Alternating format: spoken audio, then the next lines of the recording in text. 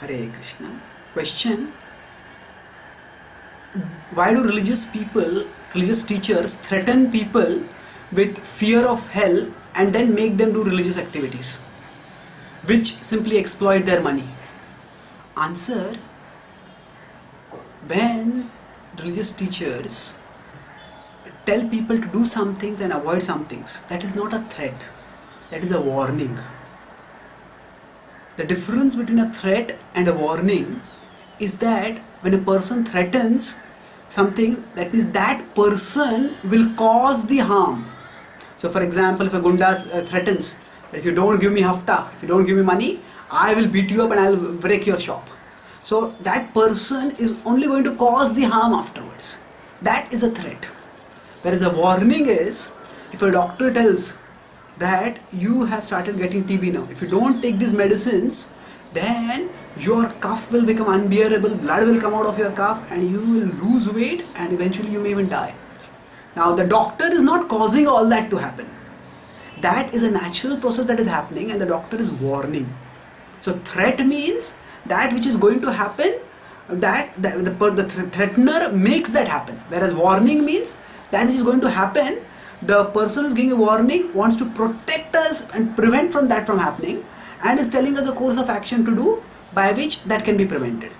So when in the scriptures there are statements that we should avoid certain activities and we should do certain activities, the activities we are told to avoid, that is not a threat, that is a warning.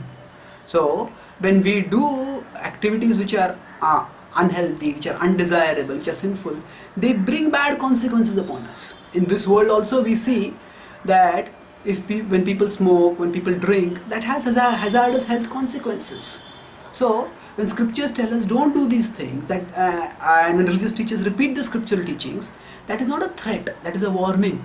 And to call a warning as a threat is actually to misrepresent people, to misrepresent the reality, and by misrepresenting reality we are misleading people. Now it is true that there are some people who may manipulate people, some religious teachers who may manipulate people through fear.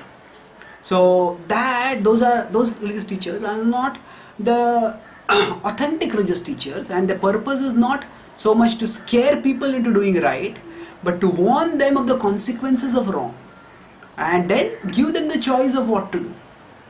So if we don't warn people, if something is harmful, and if it is not, people are not warned that it is harmful, then that itself is also irresponsibility. So when scripture gives us certain guidelines, do this, don't do this, just like a road gives a signal, there is a speed breaker over it, go slow.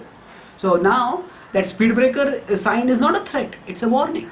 So similarly in scripture there is warnings given about when we do wrong activities, that will give wrong results, that will give harmful results hurtful results for us, and therefore we should avoid those activities. So more importantly, fear is only the preliminary level at which scripture talks to us. Just like a child, when he is growing, initially the child has some fear of the father, which brings some discipline in life. But then as the child grows, that fear eventually is meant to grow into love. So scripture doesn't just talk only about fear. Scripture ultimately talks about love. And scripture is not meant to frighten us from not doing wrong things. It is actually meant to inspire within us the love by which doing the right thing becomes not only natural, but it also becomes joyful. It becomes an expression of affection for us. So scripture is not meant to threaten us, rather scripture is meant to guide us to bring the best out of us and to warn us of the consequences of the bad within us, and thereby to encourage us, to guide us to give up the bad and to bring out the best within us. Thank you. Hare Krishna.